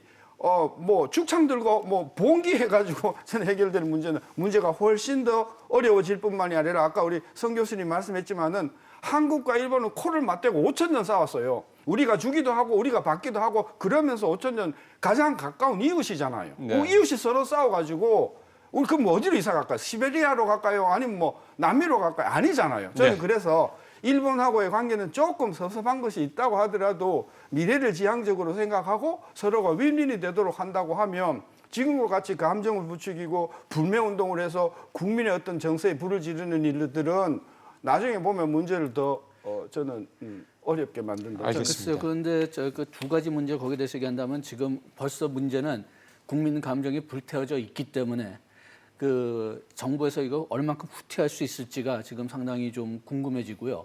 그 다음에 또 하나의 문제는 일본도 지금 감정적으로 되지 않았나 좀 그런 생각이 좀 듭니다. 왜냐하면은 지금 일본에서 서론조사 같은 거 본다면은 한 58%가 한국은 협상할 수 있는 상대가 아니다. 그런 인식을 가지고 있다고 하고 그다음에 이번에 화이트리스트 제외하는 데서 공청회를 했을 때도 그냥 뭐 4만 건이 들어왔다고 했는데 그중에서 한 90%가 한국을 화이트리스트에서 빼야 된다고 그런 그 견해가 나왔다고 하니까 아베 정부도 이제는 그 우리나라가 중재안을 줬다고 해도 후퇴할 수가 있을지 그게 좀 궁금하네요. 예. 성 교수님 어떻게 보시죠? 아마 신 교수님 말씀하셨던 여러 가지 논의를 이제 표면적으로 하지는 못하고 있겠습니다만은 전에 뭐 다른 뉴스 매체에서 나왔습니다만은 특사를 서로 주고받으면서 아마 논의를 하고 있을 겁니다 분명히. 아마 그 안에서 제가 생각하기에 이게 안보 문제와 경제 문제를 엮은 상황에서 아마 하고 있으리라고 저는 이제 믿고 있고 사실 안 하고 있다면 문제겠지만은 그런 노력을 아마 하고 있을 거고 정부 입장에서는 뭐 이번 한 달 동안 우왕좌왕했던 것 같아요 나름. 그렇지만은 준비 안 한 거는 제 생각에도 조금 있는 것 같긴 합니다만 그래도 이 플랜에 맞춰서 지금 나가려고 외교적인 노력도 하고 있고 이제 경제적인 노력을 하고 있다고 믿고 있고요. 뭐 그렇게 하기를 희망한다고 말씀드릴 수 있을 것 같고 제가 조금 걱정스러운 거는 이게 너무 일본 문제에 지금 너무 많은 포커스가 가면서 사실 국내 경제에서도 여러 가지 문제점들이 발생하고 있는 것 같거든요. 예를 들자면은 그동안 뭐 혁신 성장을 하겠다고 해서 정부에서는 뭐 공유 경제를 활성화한다든지 아니면 여러 가지 내부적인 문제를 했었는데 그런 부분에 대한 논의들은 좀 많이 쳐져버린 것 같아요. 그래서 오히려 사실은 그런 과정에서 보면은 국내에서 중요한 이슈들이 죽어버리는 바람에 정부가 국내 경제 정책을 잘 못한 부분 신경을 못 쓰는 부분이 생기지 않을까 싶은 생각이 들어서 오히려 이 플랜에 맞춰 가는 건 맞습니다만 여기에 과도하게 너무 집중하는 것도 필요하지만 그래도 때로는 그 국내 경제 정책을 좀 어드레스 하는 것도 좀 필요하지 않을까 생각을 가지고 있습니다. 예. 세 분의 이번 사안을 바라보는 그 시각을 쭉 들어봤고요. 이제 그러면 이제 어떻게 구체적으로 했으면 좋겠는지에 대한 답을 좀 마지막으로 한 말씀 좀 들었으면 좋겠습니다. 우리 신 교수님 또 구체적으로는 어떤 걸 지금 이제 하면 좋을까요? 제가 7월 1일 날 이 자리에 나와서 특사를 보내세요. 일본이 어제 말씀하신 신뢰 관계의 심각한 훼손이 구체적으로 무엇을 지적하는지 알려주세요. 그리고 그것을 국내 가기에서 토론한 다음에 우리가 1차 답을 보내고 일본의 답이 있고 2차 답을 보내고 했으면 저는 7월 중순경에 이 문제는 적당한 수준에서 한국 사람들의 감정을 손상하지 않고 다소 우리가 사법적인 판정을 어느 정도 유보하는 그런 것인지는 몰라도 저는 문제가 아주 깨끗하게 해결이 되었을 것 같은데 대번에 WTO 이야기 나왔지 않습니까? 그러면서 문제를 계속해서 곁다리를 이렇게 함으로 해서 문제가 굉장히 복잡해졌고 아까 양 교수님 말씀 맞다나 더 이상 이렇게 돌이킬 수 없는 선까지 갔을지도 모르지만 저는 아직도 안 늦었다. 일본이 요구하는 바에 대해서 한국 정부가 성의 있게 그 반응을 보임으로 해서 이 문제를 8월 28일 날 발효하기 전에 아직도 한 달 가까이 남아 있으니까 한국 양 정부 간에 아주 전격적인 합의로 인해서 이 문제를 봉합하고 넘어가는 그런 조치에 저는 몰두를 해야 된다. 그런 관점에서 우리 문재인 정부는 국민들의 불매운동을 어느 정도 좀 감정을 가라앉히시고 정부가 모든 역량을 총동원해서 이 문제를 양국 정부 간에 해결하겠다라고 하는 어떤 그런 신뢰를 심어주시는 일, 그러면서 실제로 일본하고 서로 성과를 얻어낼 수 있는 그런 협의를 해나가는 것이 저는 가장 시급하고 중요한 일이라고 봅니다. 예, 양 교수님. 예, 저는 조금 좀 그 시기는 좀 넘어갔지 않았느냐 좀 걱정되고요. 그렇게 된다면은 지금 우리나라에 특히 그 단기적인 피해를 지금 피할 수는 없을 상황이라고 생각하니까 특히 중소기업에 대해서 그 피해를 좀 줄일 수 있는 그런 조치가 이제 필요하다고 생각하고, 그다음에 우리가 이제 일본서부터 뭐 예를 들어서 독일 기계로 간다면은 추가적인 비용이 필요하니까 그거는 진짜 정부가 좀 큰 역할을 할 수 있을 것 같습니다. 그러니까 그런 대책도 좀 마련해 줘야 될 것 같고요. 그다음에 우리가 일본에 그렇게 많이 의존하는 이유 중에 하나가 아까 얘기했지만 우리나라 경제 구조적인 문제, 생산성 문제, 뭐 이해단체 관계 문제 그런 게 있으니까 뭐 이것도 한 20년, 30년 동안 계속 얘기하지만은 우리가 이 문제를 계속 정치적인 이유로 미루고 있었는데 계속 미루면은 계속 우리나라가 이런 취약점에 노출될 것 같습니다. 그렇게 되니까 이런 전반적인 어떤 생산성 증가, 규제 개혁, 이해단체 마찰을 좀 합의시킬 수 있는 소통뿐만이 아니라 진짜 어떻게 합의할 수 있는 네. 방법들을 좀 도입해야 된다고 생각합니다. 알겠습니다. 자, 마지막으로 우리 성 교수님 한 말씀 해주시죠. 예, 말씀하셨던 여러 가지 노력들을 다 해야 되고요. 이제 당연히 어느 하나를 빼고 이것만 하고 저것만 안 하는 상황은 아닌 것 같습니다. 그 외에도 오늘 많이 언급되진 않았습니다. 외교 안보적인 노력도 계속 해야 될 것이고, 예. 외교적으로 압박을 가하는 노력도 당연히 같이 가야 되는 부분이고, 그를 활용해서 미국을 활용하는 방법. 요즘은 지소미아 얘기만 하고 있는데 지소미아 말고도 미국을 활용할 수 있는 방법 많이 있습니다. 예. 제가 봤을 때 미국을 이제 어떻게 보면 끌어당길 수 있는 카드들을 적극적으로 활용해서 미국이 촉진자나 아니면 중재자가 아닌 당사자가 될 수 있도록 만드는 외교적 전략도 저는 필요하다고 생각을 합니다. 알겠습니다. 예, 오늘 첫 번째 얘기, 일본의 우리 Y2가 리스트에서 우리를 배제한 부분에 대한 여러 가지 얘기들 좀 나눠봤습니다. 숙명여대 신세동 교수님, 가톨대 양준석 교수님, 그다음에 서울시립대 성한경 교수님과 얘기 나눠봤습니다. 고맙습니다. 네, 수고하셨습니다. 수고하셨습니다.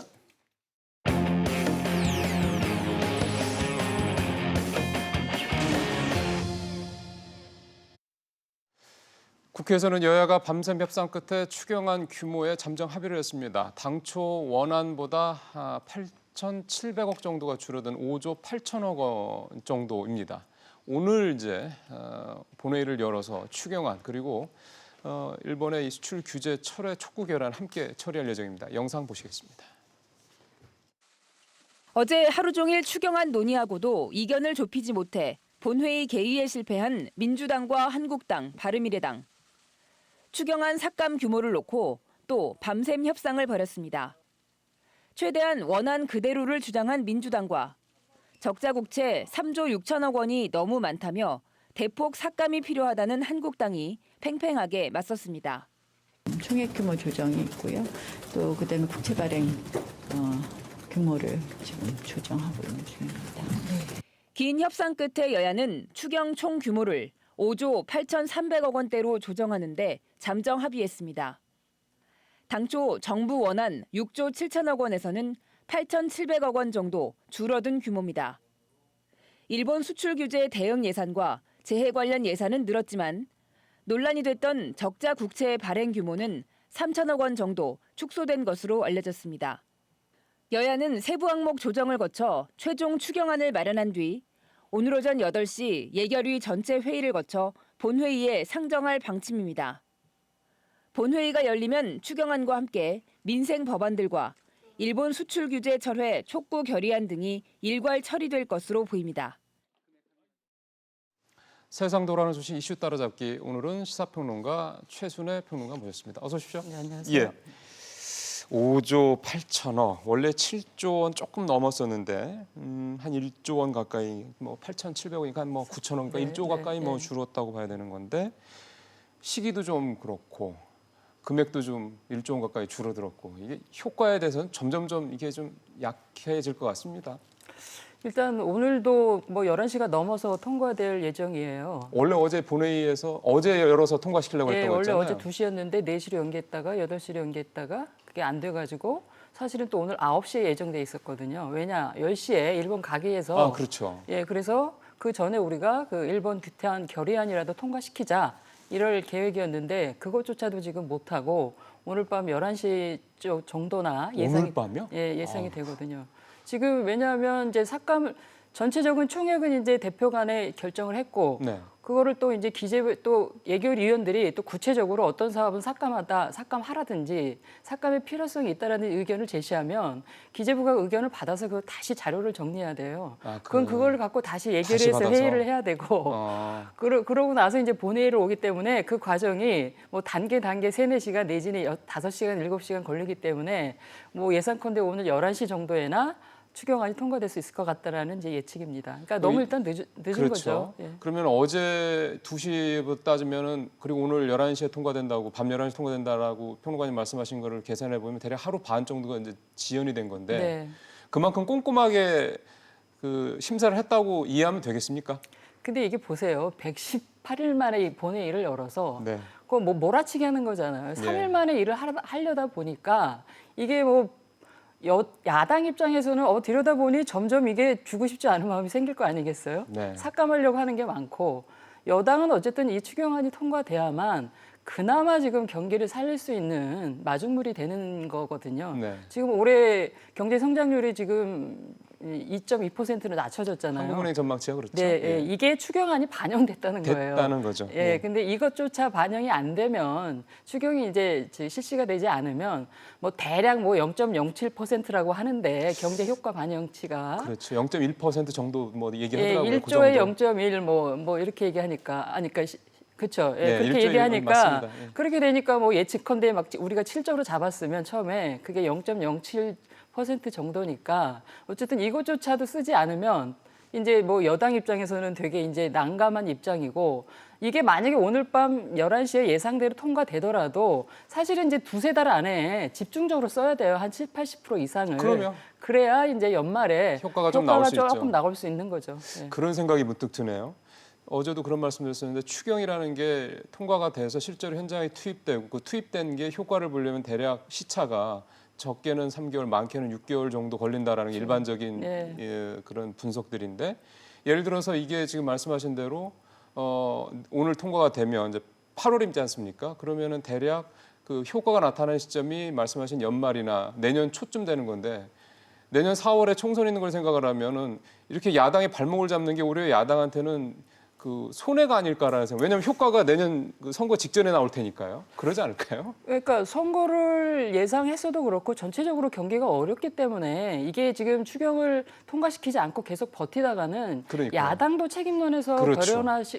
벗어나기 어렵고 전에 이제 나경원 원내대표가 어떤 얘기를 했었냐면 추경이 90일 만에 통과된 적도 있었다라는 얘기를 지나가면서 한 적이 있었는데 지금 오늘 만약에 통과되면 딱 100일 만에 통과되는 겁니다. 역대 기록 2번째를 세우는 깨네요. 거죠. 예. 그러니까 결국 이러다 보니까 예산도 그렇고 추경도 그렇고 약간 이런 부분은 좀 다른 나라처럼 좀 별도로 어떤 이런 거 정쟁이 얽히지 않게 그렇게 좀 상시 체제로 좀 가야 되는 게 아니냐는 얘기가 안 나올 수가 없을 것 같습니다. 그래서 지난 이제 한국당에서 그런 법안을 낸 적이 있어요. 지금 우리 정규 예산은 어쨌든 이제 11월 말에 통과가 안 되면 자동 부의되는 법이 있잖아요. 네, 근데 네. 추경은 그게 없기 때문에 네. 추경도 한 20일이나 30일 동안 심의를 해서 안 되면 자동으로 부의하는 법을 만들자 이래가지고 한국당에서 발의한 법안이 있긴 있거든요. 근데 통과되지 못했죠. 그게 이제 한국당이 여당일 때 얘기예요. 그렇군요. 그러니까 추경도 너무 이제 이거 갖고 정쟁이 심화되고 제때제때 효과를 발휘를 못하니까 추경 법안도 국회 오면 자동으로 부의하는 법 한 30일 뒤에 글쎄. 내지는 20일 뒤에 심의를 해서 안 되면 자동으로 부의해서 통과시키는 법안을 예. 낸 적이 있었습니다. 예. 그러니까 그런 것들이 있어야지 국민들 입장에서도 일단은 예산이 잡혔으면 그거에 대해서 심사를 통해서 뭔가 그 조정이 있어야 되는 거지. 이거는 그렇죠. 심사 자체가 아예 안 되는 시간이 계속 길어지니까 네. 특히나 추경 같은 건 말씀하셨습니다만 시간이 그러니까 타이밍이 굉장히 중요한 네, 건데 네. 하나만 더 이 추경 관련된 얘기를 해보니까 이거는 사실은 좀 본질과는 다른 얘기인데 그 현재 예산결산 특별위원장이 김재원 자유한국당 의원인데 추경안 이 심사를 맡아야 될 분이 음주한 모습으로 나타나서 논란이 있다. 이 얘기는 또 무슨 얘기인가요? 어제 이제 뭐 본회의가 계속 미뤄지면서 뭐 의원들뿐만 아니라 뭐 사무처 직원도 그렇고 기자들도 다 대기 있을 거 아닙니까? 그러겠죠.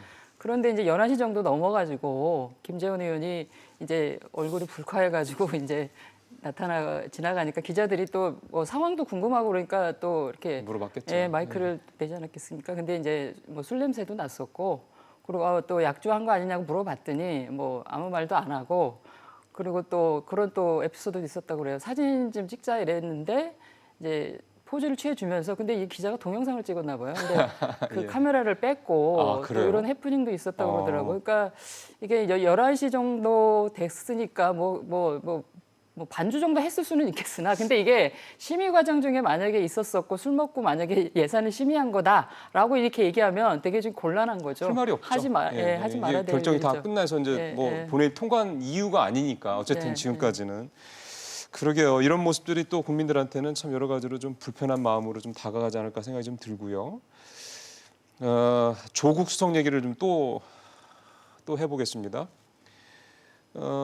이제 수석 내려오고 서울대로 이제 복직을 했는데 폴리페서 얘기 부분에 대한 논란이 있더군요. 네. 왜 그런가 보니까 조국 수석이 전에 이제 폴리페서에 대한 좀 비판적인 그런 얘기들을 좀 했었는데 본인도 다시 이제 돌아가고 하니 이제 이렇게 논란이 생겼는데 이에 대해서 조 수석의 그 입장은 안가주망이다. 네. 이건 참여라고 이해를 하면 되는 거죠. 그러니까 뭐 학자나 지식인들의 현실 참여다. 뭐 그렇게 그게 얘기하는 뭐 거죠? 도덕적인 뭐 책무다, 의무다 이런 뜻인 거죠. 이게 그래서 이제 내로남불 얘기가 또 나오는 것 같습니다. 네. 그러니까 이제 조 교수가 청와대를 그만두고 이제 복직을 했어요. 그거를 예를 들어서 지금 이제 법무부 장관으로 갈 것 같으면 복직을 안 해도 되지 않냐 이렇게 얘기할 수는 있겠지만 한 달 안에 복직을 안 하면 이제 그만두게 되는 거래요, 법이. 아, 그래요? 예, 그래서 어쨌든 형식지적으로는 복직을 해야 되는 상황이고 뭐 예상컨대 지금 전망하듯이 뭐 일주일 뒤에 다시 개각 발표를 해서 법무부 장관으로 간다 했을 때 네. 한 달 뒤에 다시 이제 휴직을 해야 되는 상황이죠. 할 때 하더라도 복직은 해야 되는 상황이었고 그 와중에 이제 학생들이 먼저 문제 제기를 한 거였고 네. 그거를 가지고 엊그저께 법사위에서 야당 의원이 박상기 법무부 장관한테 그거에 대해서 물은 거예요. 그러다 보니까 이제 이게 논란이 커진 거고 어쨌든 조국 교수 입장에서는 과거에 그렇게 발언한 적이 있지만 나는 안가주망 입장에서 내가 참여하는 거기 때문에 나는 문제가 없다. 이거 뭐 그래서 여론은 전형적인 내로남불 아니냐 이렇게 비난하는 거죠. 예. 사실은 폴리페서 얘기는 오래된 논란이지 않습니까? 네. 근데 이거를 안가주망 차원으로 뭐 보느냐 아니면은 뭐 그러니까 이를테면 어떤 권력에 대한 어떤 그런 부분들을 추구하는 교수들의 어떤 그런 뭐 욕심이나 이런 걸로 뭐 이런 거 봐야 되느냐 이 부분도 역시 계속된 좀 논란인 것 같습니다. 그래서 조 교수가 폴리페서라고 지적한 부분은 이거라는 거예요. 이렇게 임명직이 아니고 선출직, 교수 생활을 하면서 정치권을 자꾸 넘보면서 출마하는 것. 그리고 2004년인가 8년에 그 페북에 올렸던 거는 그 당시에 교수가 육아휴직이라고 거짓말을 해놓고 공천을 받으려고 했다. 그래서 그런 이제 그거를 폴리퍼스라고 한 거고. 네. 근데 이제 어떤 임명직 국가로부터 그 공무원으로 이렇게 요청을 받아가지고 임명을 하는 건 문제가 안 된다 이렇게 얘기하는 건데 이제 중요한 거는 두 가지죠. 학생의 입장에서 볼 때는 임명직이든 선출직이든 교수가 이제가 없으니까 교수 그렇죠. 자리를 오래 비우니까 학생들 입장에서는 그게 이제 학습권의 침해 내지는 피해라고 볼 수 있는 거고. 그렇죠. 예, 두 번째는 어쨌든 간에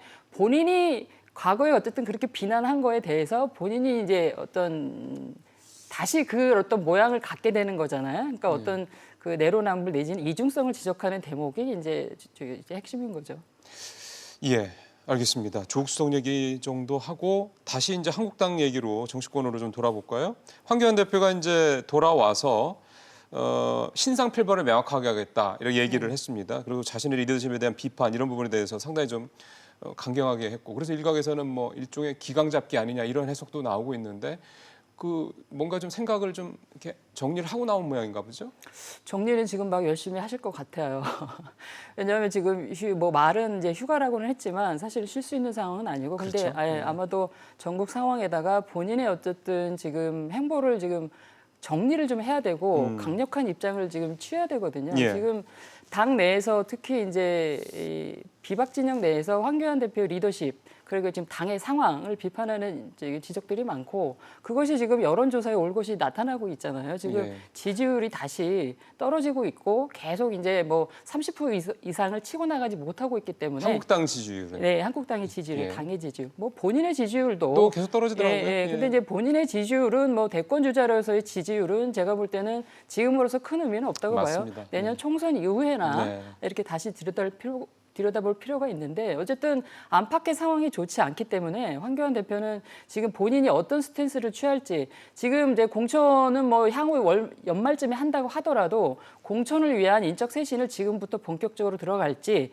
뭔가를 결정을 해서 지금부터 작업에 들어가야 된다고 봅니다. 이 상태로 계속 갈 수는 없거든요. 그러면은 지금 말씀하신 대로 내년 총선에 대비한 뭔가 어떤 실질적인 작업 그게 황교안 대표가 당내에서 리더십을 확고하게 이렇게 잡을 수 있는 그런 어떤 기회가 될 수 있다 이렇게 보시는 거예요? 그렇죠. 결국은 이제 총선 승리인데 그것이 이제 방법적으로는 지금 이제 당의 여론이 나빠지는 것 중에 하나가 얼마 전에 그 당의 사무총장이 대한애국당 그 의원들하고 점심을 같이 했다는 얘기 아니에요. 그래서 우리 공화당 얘기하신 거죠? 예. 박맹우 사무총장이 예. 이제 그 홍문종 의원하고 그리고 또 여타의 친박 의원들하고 중진 의원들하고 밥을 먹었다는 건데 그 자리에서 과연 그러면 총선 얘기가 나오지 않았겠느냐라는 이제 추측을 하면서 그렇죠. 그러면 한국당이 대한애국당하고 같이 가는 건가 이런 의심을 갖게 하잖아요. 합당설 얘기가 그런 거군요. 예, 뭐 합당이든 선거연대든 어쨌든 지금 당이 그 중도 지형으로 나가야 되는데 어떻게 대한애국당하고 먼저 그렇게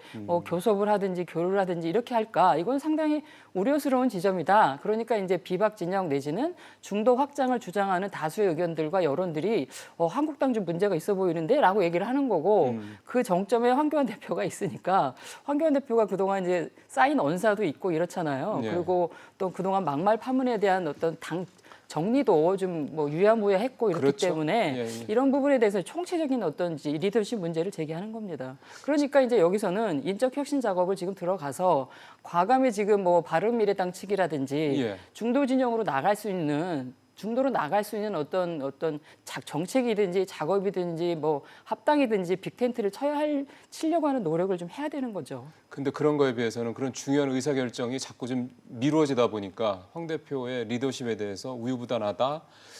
대표로서의 어떤 그런 뭐 카리스마라는 표현이 좀 그렇습니다만 이건 그런 것들이 조금 부족한 게 아니라 이런 얘기들이 계속 나오는 거다. 그러면 현재 지금 한국당은 더불어민주당과의 비교해서 봤을 때 더욱더 지금 좀 수세에 몰리고 있는 게 이번 일본의 보복 조치와 관련해서도 애매한 위치를 하다 보니 뭐 친일 논란에도 좀 휩싸이고 이런 것들도 있잖아요. 네. 국민들한테 봤을 때. 네, 그러니까 지금 한국당에 걸려 있는 프레임이 뭐 얼추 세 가지로 정리할 수 있죠. 이번에 그래요? 친일 프레임에다가 그 전에 어쨌든 막말 프레임도 있잖아요. 그렇죠. 예.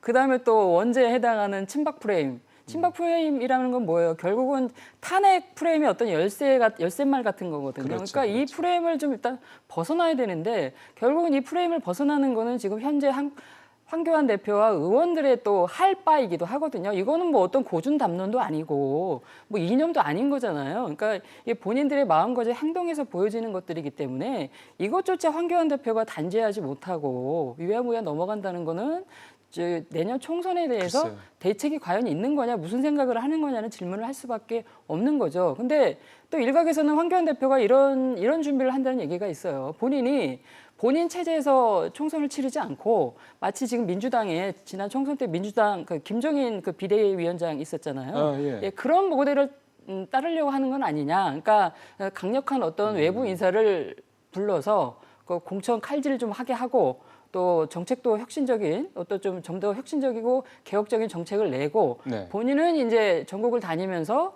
일단 비례로 간다는 전제가 깔리는 거죠. 그러네요. 예, 네. 전국을 다니면서 선거 유세하고 내분이 이제 그 모셔온 비대위원장을 비대위원장으로 총선을 치르게 하는 이런 것도 뭐 검토하고 있다라는 얘기가 들리긴 합니다. 근데 그 전에 그 얘기 나왔었잖아요. 황교안 대표가 종로, 그러니까 우리 정치 일본지로는 네, 네. 종로에서 나와서 뭐 여당에서 누가 나올지 모르겠지만 맞짱을 떠야 된다. 네. 그래야지 사실 황 대표가 정치 이력이 짧은 걸 감안하고 약간 스카우트 개념으로 두른 걸 감안하면 그래야지 선명성을 확보할 수 있다. 이런 지적도 있었거든요.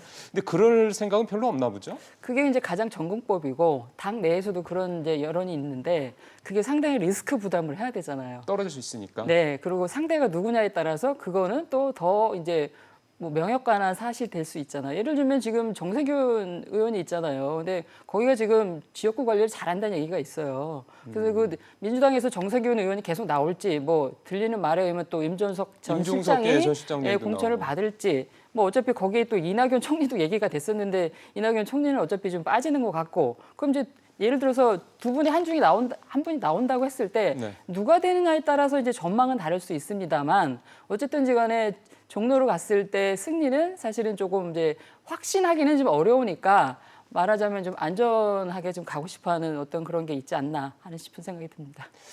그렇게 해서 지금 분위기를 확 휘어잡으실지는 좀 모르겠습니다. 네. 그래서 그것도 비례도 물론 마지노선으로 20번으로 가느냐, 뭐 1번으로 가느냐. 1번은 좀 너무 속 보이는 거 아닙니까?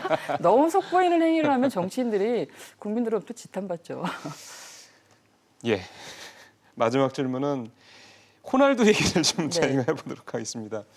이게 호날두도 상당히 좀 그랬고 그 호날두의 소속팀인 유벤투스가 해명하는 내용도 그렇고 상당히 좀 우리 입장에서 봤을 때는 좀 우리를 얕보는 게 아니냐 뭐 이런 생각들이 자꾸 해명을 하네요. 가뜩이나 우리가 그 4대 그 주변 4강으로부터 지금 네. 이제 뭐 이상한 그 지금 뭐 고통을 받고 있는 상황에서 호날두마저 그러니 특히 표를 산 분들은 고액의 티켓을 산 분들은 소비자들은 더 열받죠. 40만 원도 예, 더 줬대요. 최고 40만 원, 이제 평균 그러니까요. 뭐 한 10만 원 정도 되나 그러니까요. 보더라고요. 작은 돈이 아니잖아요. 6만 5천 장을 판매했는데 거기서 이제 그 주최 측 더 페스타 거기 회사가 한 60억 정도의 매출을 올렸다는 거 아니에요. 그럼 이제 평균 이제 10만 원 정도인데. 그러니까. 예. 근데 이게 소비자들 입장에서는 뭐 호날두가 40억은 뛴다는 거 하나 보고 간 거 아니겠습니까? 그리고 그럼요. 표를 산 거죠. 고액의 표를. 예. 그럼에도 불구하고 호날두가 안 나타났으니까 그거는 사실은 뭐 사기죠. 예, 일종의. 예. 그리고 어떤 분이 그렇게 표현하더라고요. 라면 시켰는데 라면은 없고 국물만 나왔다. 이렇게 표현을 하고 느꼈기 때문에 네. 지금 이게 지금 법정 소송을 준비하고 있어요. 그래서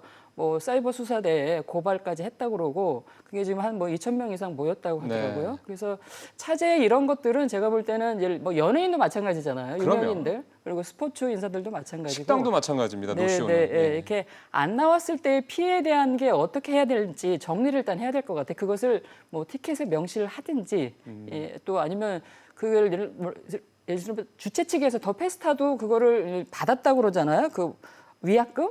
예. 위약금 한 6억 정도 있다고 그래요. 그럼 위약금에 그런 거를 명시를 할지 뭐 이런 것들에 대한 이제 정리를 이번에 이번 일을 계기로 맞아요. 한 번쯤 정리를 좀 해야 될 것 같습니다. 예, 사실 피해자들은 일반 시민들인 거잖아요. 네. 예, 진짜 또 굉장히 호날두라는 그런 대스타를 보겠다는 순수한 마음에서 거기까지 간. 또 그날 날씨도 굉장히 더웠고요. 또 비도 오고 이랬거든요. 네, 맞아. 습한 날씨. 또 기다리도 엄청 기다렸다고 네, 네. 그러더라고요. 그런 걸 좀 감안해서 이걸 단순히 무슨 법정마로 가서 이렇게 자꾸 물타기를 하지 말고 그때 큰 피해를 봤던 굉장히 마음고생을 했던 네. 그 시민들, 소비자들, 예, 예. 생각하는 그런 어떤 기준이 말씀하신 대로 만들어졌으면 좋겠습니다. 이번 일을 그런 계기로 삼으면 그렇죠. 네, 정리가 좀 되겠죠. 매끄럽게. 예, 손은 잃었지만 외양간은 고쳐야 되는 거 아니겠습니까? 네, 맞습니다. 네, 말씀 잘 들었습니다. 고맙습니다. 감사합니다. 예, 부품 소재 분야에서 높은 일본 의존도는 시간이 걸리겠지만 국산화를 높이는 게 사실상 뭐 중장기적인 대안입니다. 이러려면 근데 필요한 게 있습니다. 우리 중소기업들이 잘 성장을 해야 되고요. 또 여기에 또 필요한 거는 바로 대기업과 중소기업 간의 상생일 겁니다.